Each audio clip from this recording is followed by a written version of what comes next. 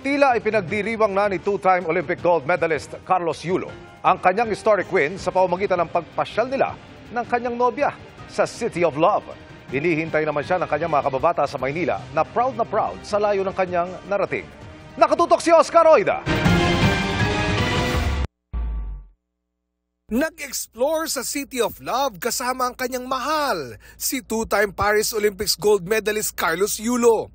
Ifinlex nila ni Chloe ang dalawa niyang medalya habang nasa likod nila ang sikat na Arc de Triomphe. Through God's grace, talagang Carlos and Chloe made it, kaya naman deserve ang bakasyon.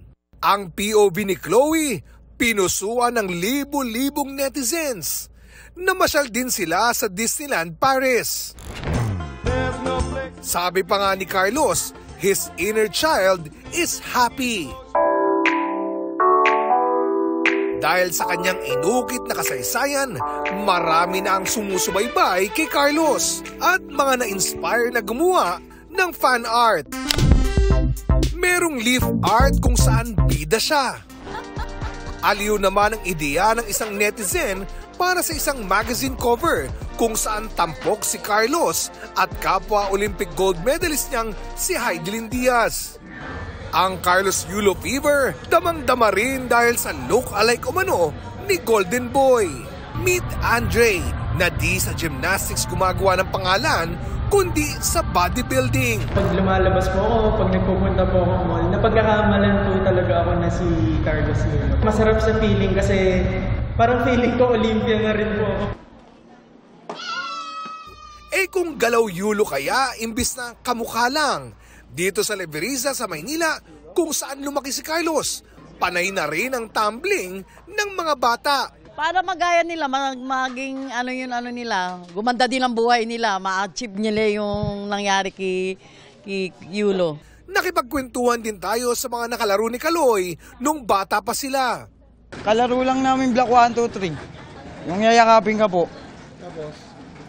Tapos babanggitin mo Block 1, 2, 3. Gumagawa lang ng mga foam.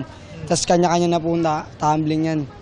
Tapos minsan makakit lang po sa mga puno-puno. Yung di ba mga ngaroling po, tapos after po niya kumanta, gagamitin niya po yung pagtatumbling niya. Proud silang lahat at excited na para sa homecoming parade ni Yulo na dadaan mismo sa kanilang lugar kung saan nagsimula ang pangarap ng double Olympic gold medalist. Parang may gusto talaga siyang marating ba? Kasi nakikita niya yung mga ibang mga nagji-gym. Inano na niya yung parang inspirasyon niya yung mga Tapos pinagtiyagaan siya ni Boy, yung lolo. Ngayon, si Yulo na ang pinakamagaling sumirko sa mga laking Leveriza. Pero kung makakalamang man daw sila, Papugian lang siguro. Papugian lang. Joke lang, joke. Para sa GMA Integrated News, Oscar Oida, nakatutok 24 oras.